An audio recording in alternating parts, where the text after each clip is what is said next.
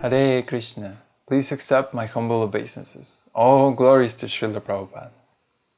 Today I want to show you how to make ghee. In the world, we usually find ghee in packages made by industrial process, and they call it ghee. But in fact, it is clarified butter or some other thing that is not ghee.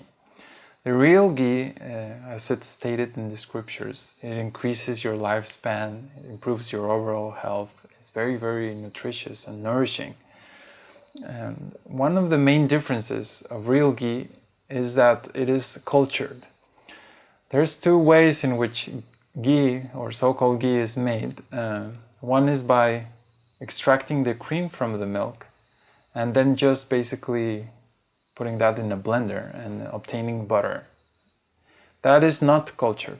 Because it's not cultured, it doesn't have the medicinal property. When we take milk and then put that or transform that into curd, which is different from yogurt, when we take that curd and churn it, we obtain the butter and buttermilk. That butter is cultured. It has been transformed, the milk has been transformed by bacteria into curd and then into butter. That butter, when it is further processed or the water is removed, then we obtain ghee. That ghee has all those nice qualities that are mentioned in the scriptures. Because the churning process cannot be done so easily by a big blender in industrial process, most industry today, they just use what they call a cream separator and just take the cream out of the milk, churn that, and call it ghee. So it is very, very important that you do this on your own from raw milk. I'm going to show you the whole process from just the raw milk from the cow, how to process all the way from milk to curd, from curd to churning into butter and buttermilk, and from there to ghee. The buttermilk that you will obtain from that process is also extremely delicious. When you offer this ghee and buttermilk to Krishna, Krishna will be very, very pleased, and you will taste a very, very different result from what you're used to when you buy so-called ghee in the store. Many people also will say, just buy butter in the store and then melt that and remove the water, and that's ghee. It's the same problem because that butter was actually not made by culture. So then you're not actually tasting or getting all the benefits that you're supposed to get. There are also other details that I will describe in the description of this video, so please read along, and hopefully the process is very clear, and if you have any questions, please add in the comments below. And please help me share this video because the cows need to be glorified properly, and if we know how to do these milk products, then there's more chance that people in the world will appreciate the value of the cow. Thank you. Hare Krishna. The first step is to get raw milk. It is best to get milk from the Cebu breeds from India. In this case, we have 15 liters of raw milk. The next step is to boil the milk.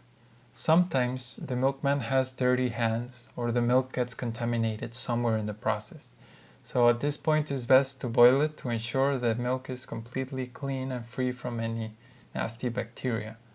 Then we will use this milk once it cools down to prepare the curd. If you have a thermometer, measure temperature until it reaches 110 Fahrenheit.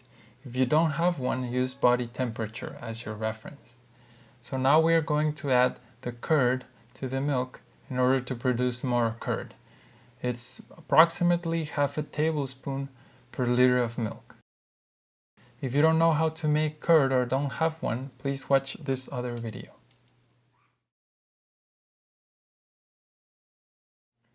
After waiting 8 hours, more or less, according to the weather, you should see that the whole milk has turned into curd. There should be no putrid smell, and the curd should not taste very sour either. It should look something like this, very, very nice and creamy and chunky.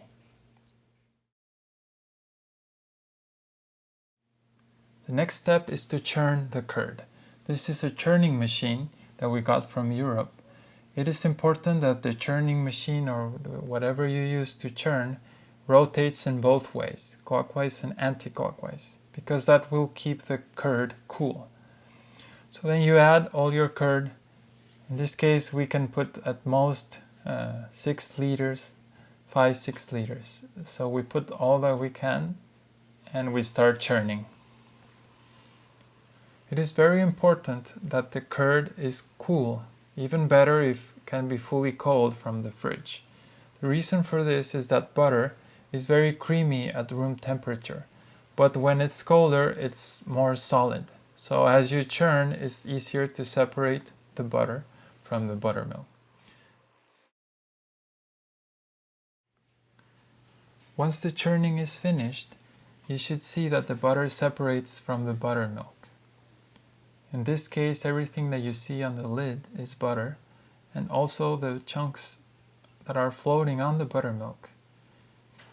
Because the butter is still very creamy, what we're going to do is add a little cold water, and this will help the butter become a little more solid. And it should make it much easier for you to take the butter out. Everything else that's left in there is called buttermilk. This buttermilk is actually a very interesting substance. It has the consistency of yogurt and is very creamy. It should not be very transparent. It should be almost like creamy yogurt. It is also very tasteful, and you can offer that to Krishna already. But we are still not finished with the process of making ghee. So now you see everything is collected very nicely with the help of cold water, and we can take it out very easily. Try to remove any extra buttermilk in the butter, because this will help you reduce the cooking time for the ghee. And this should be the result, nice and creamy butter.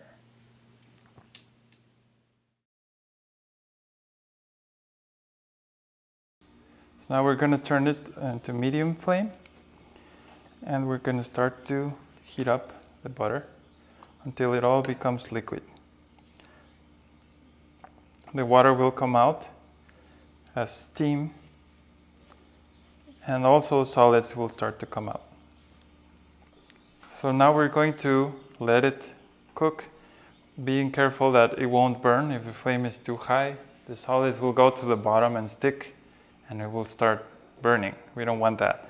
So we leave it cooking like that until it starts to clear up and foam will form on the top. We'll have to scrape that out slowly without stirring the whole thing. And then always be careful not to burn. If it starts burning in the bottom, the solids stick to the bottom, it's better to switch to another pot. So now it's heating up, and you see a little foam on the top. You still let it boil. So as you see foam forming on the top, you start scraping it out. Be careful if it gets too hot. You have to lower the flame. And then just basically scrape that white foam out.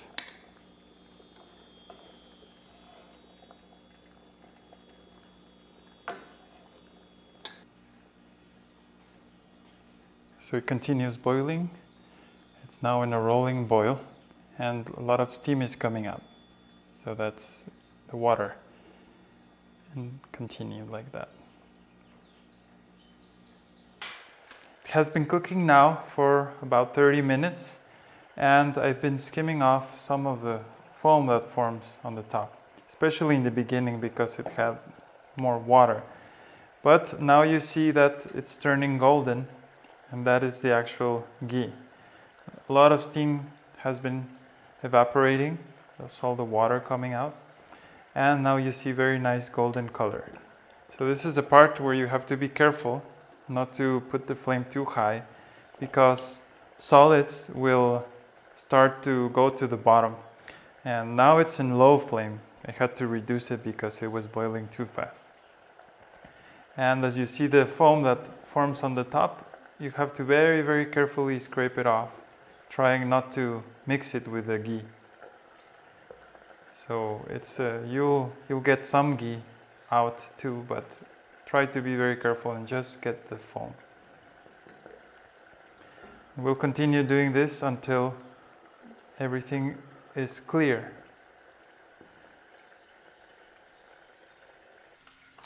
Okay, so now I've been skimming off the butter for another 10 minutes, and all the butter has become very clear. Now it's turning into ghee, and now it's so clear that I can see the bottom. And in the bottom there's several solids that are stuck, and they're a little brownish. So this is the right time to now filter it through the coffee filter. And if there's any remaining solids, just skim them off.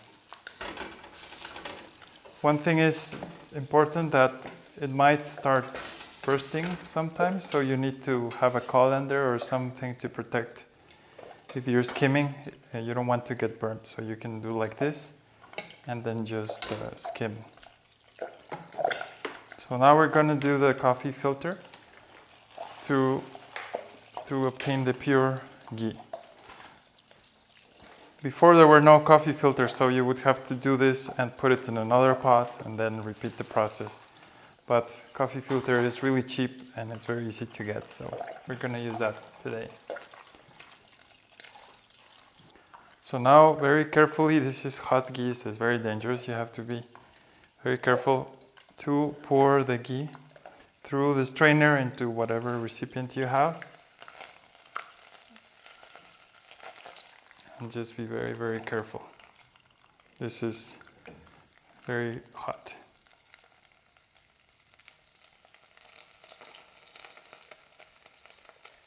The pot ended up. It has lots of solids on the bottom, some of them brown, burnt.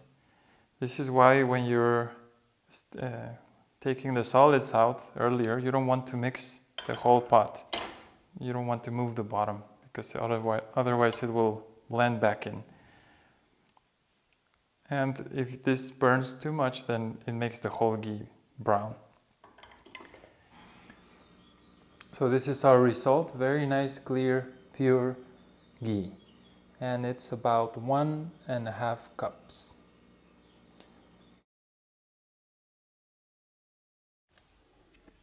And now we are offering our fresh made ghee in a lamp to Krishna.